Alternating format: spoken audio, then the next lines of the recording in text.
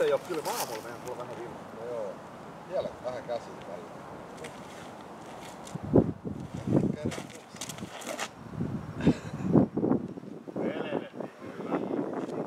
Matkii.